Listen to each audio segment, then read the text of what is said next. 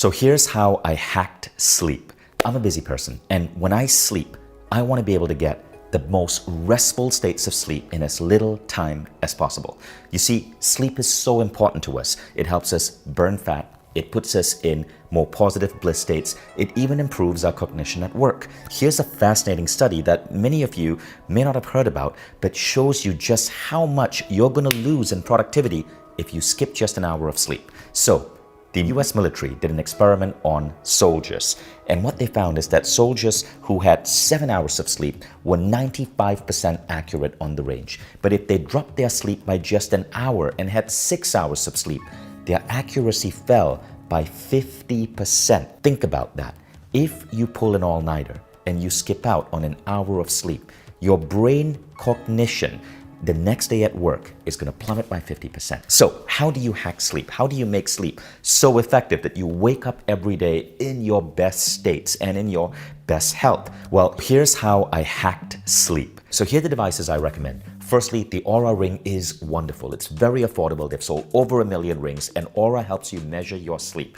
Every morning when you wake up, you simply check your Oura Ring score, and boom, you can see how effectively you slept. Now, the second device is really fascinating. It's called Gethap. It's a Canadian company, and they produced this device that basically emits a frequency that tricks your brain into believing it is taking on any type of neurotransmitter. So Gethap can emit a frequency that makes your body believe that it's taking on caffeine, and so you get more alert. It can also emit the frequency of melatonin, which is the neurotransmitter that makes you sleep.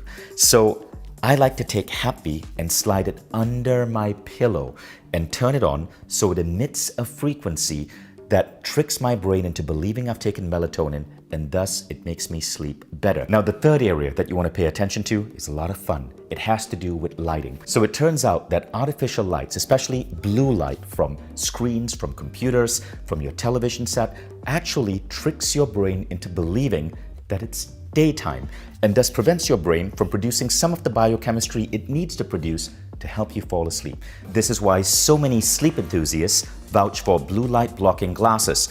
They look kind of like this. This blocks about half of the blue light. You can see it's a bit of a yellow lens. It does look kind of cool. This is True Dark. This is from the biohacker Dave Asprey. This one looks really cool. It blocks a lot of blue light, and it's actually really nice to wear at night. It kind of gives the world this gorgeous reddish tone. But here's another tip. Add red light to your bedroom. So I have a simple red light device in my bedroom so that if I have to wake up in the middle of the night to say use the bathroom, I don't have to turn on my regular bright light, because that suddenly jolts you awake. Red light keeps your brain in its sleep mode. Okay, the next device is your air conditioner. Make sure you sleep in a cold room. When you sleep in a cold room, there's this thing called thermogenesis, which is activated. Basically, you sleep better, but you're also causing your body to burn more calories to keep you warm. So, fat loss advantage. The next device is the Kindle. So, how many of you here read before going to bed? Well, good for you, nerd. The problem is, many of us read on an iPhone. The problem with the iPhone is the bright lights and the fact that your iPhone is inevitably going to distract you with WhatsApp messages and Instagram and all of these other things which are going to keep you away from sleep, which is why I like my Kindle, because there's no distraction, it feels more like paper, it's better for the eyes, and thus it helps you sleep better. And finally, candles. Candles, candles, candles everywhere. I have 51 candles in my entire home, and at night I make the lights really dim and I light candles instead.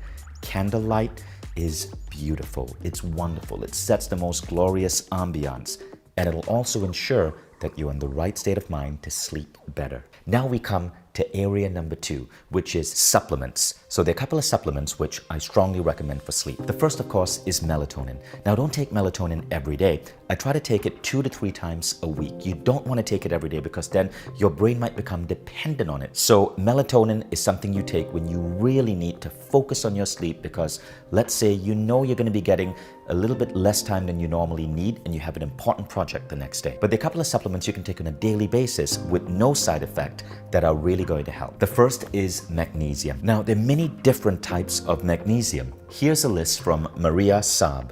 Magnesium citrate is for IBS and constipation. Magnesium threonate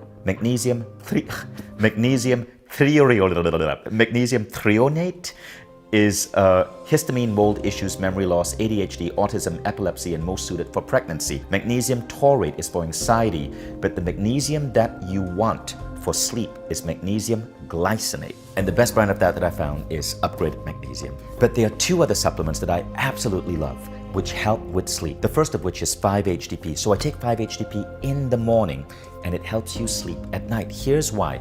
5-HTP helps your body deal with stress, so you have a less stressful day. Now, all of this sounds cool, but what has reducing stress in your day got to do with sleep? According to Charlie Morley in his book, Wake Up to Sleep, studies show that if you are rested during the day, in other words, if you have a meditation practice or if you take a nap after lunch, it helps you sleep better at night.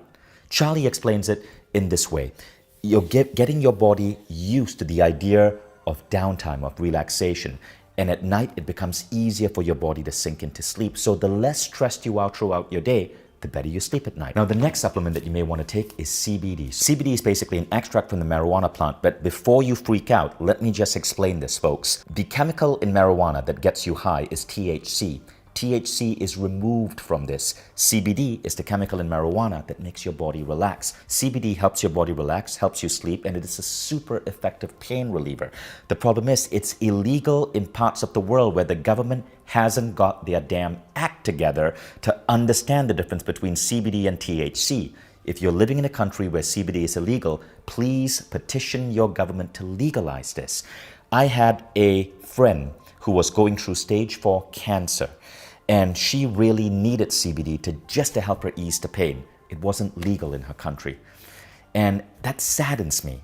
CBD is powerful. It helps you sleep, it helps you rest, it helps relieve stress, and it's a really useful pain reliever for people who are going through severe pain. And for CBD, the brand I recommend, especially for women, because it also helps with period pains, is Camilla Organics. Now, if all of these supplements confuse you and you want just one supplement to help you sleep, this is the one I would probably recommend, Qualia Night. Many people I know, myself included, say that Qualia Night is a truly amazing sleep supplement. You can take it during the day. You don't have to take it before going to bed, but it contains a stack of different chemicals that actually give your body the right states it needs to sleep soundly.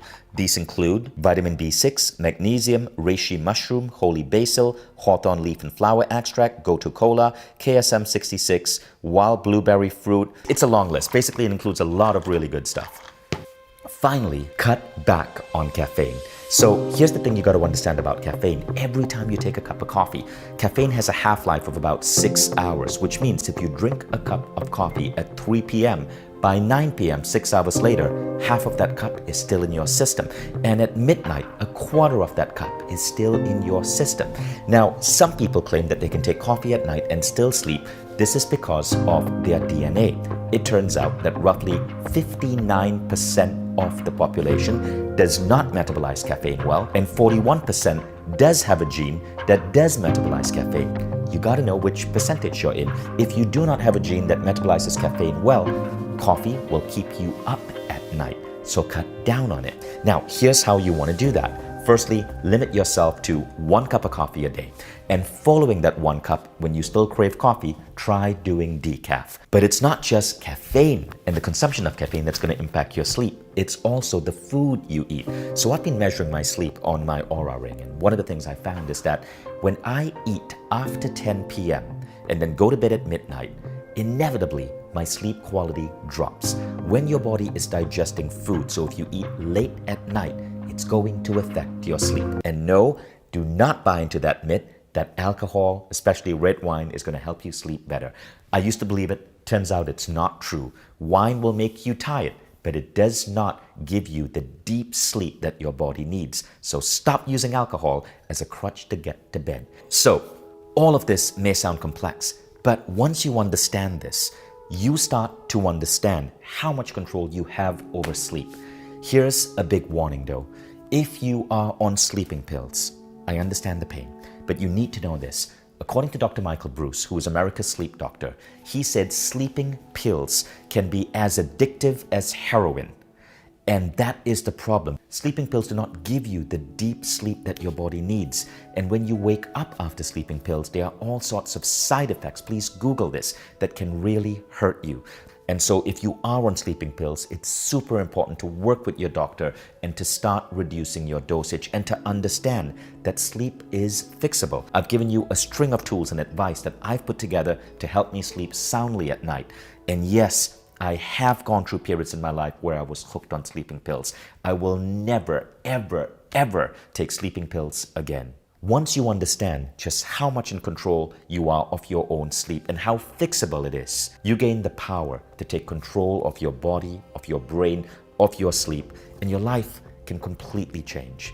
Once you master sleep, it's going to improve your metabolic efficiency. You're going to find yourself burning fat more effectively. If you work out and are trying to build muscle, according to Ben Greenfield, there's only 3 things you need to focus on: eating lots of protein, lifting high weights, and sleep.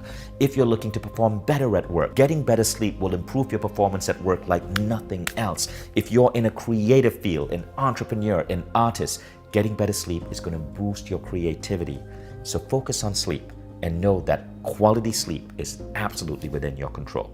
If you enjoyed this video, share it with friends.